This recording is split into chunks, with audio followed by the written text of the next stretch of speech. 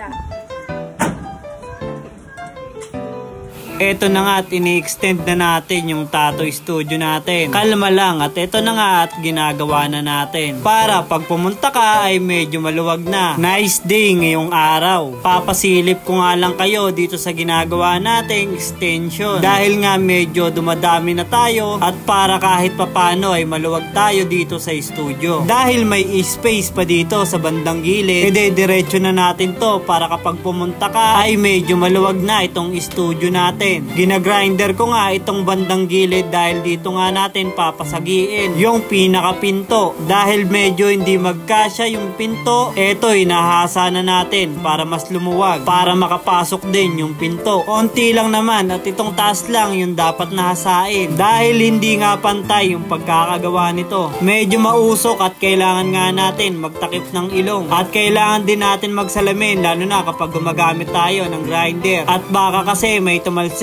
na bato sa mata natin. Dahil nga may mga kulang sa mga ginagamit natin, pumunta muna tayo ng hardware. Sama nga natin dyan si Phantom. Kaya ngayon mas mabilis na tayong makakarating sa pupuntahan natin. Bibili lang tayo ng mga konting kailangan natin gamitin. Dahil nga kulang. Bumili na rin pala ako ng bisagra para sa pinto. At doorknob na nga din dahil nga walang doorknob yung pinto na gagamitin natin. Magiging architect na naman tayo ngayong araw. Para nga sa inyo ay gagawin natin to para pag pumunta kayo dito sa studio ay medyo maluwag na. At heto na nga't nakabili na tayo. Bumili tayo ng mga wire, bulkasil. Yung wire pala ay para sa extension na gagamitin natin. Para pala kay Phantom yung extension para naman ma-charge natin siya sa labas dahil nga wala tayong mahabang extension. At nandito na nga tayo ulit para ayusin itong i-extend natin na studio. Isasagad na nga natin to hanggang gate. Dito nga kasi sa i-extend natin kayang maglagay ng malaking upuan. Nakasya nga yung 4 o 5 dahil nga minsan may mga kasama yung mga nagpapatato at kailangan na talaga natin i-extend to. At buti na nga lang din may alam tayo sa mga gantong gawain. Kaya tayo na rin yung mga gumagawa ng mga gantong bagay. Kaya sa mga gustong magpagawa dyan, hay nako, magpatato na lang kayo para hindi masira yung bahay nyo. Alam nyo ba, isa rin to sa mga mahihirap na gawin dahil nga kailangan mong gumamit ng lakas at kailangan mo nga din na maingat sa paggamit ng mga equipment, sa paggamit ng barena at lalong lalo na sa grinder. Mas okay pa kahit papano yung barena. Kailangan mo nga lang din magsalamin lalong lalo na kapag kailangan mong magbuta sa taas para maiwasan na mapuwing yung mata mo. At kailangan mo talagang mag-ingat lalong lalo na sa grinder. Kailangan talaga medyo may alam ka dapat sa paggamit ng grinder para maiwasan mo na madisgrasya. Dahil kapag nagkamali ka doon ay pwedeng tumalsik yung pinakabala. At hetong at malapit na rin naman tayong matapos. Bali nalagyan na natin yung pinakaharap ng harang.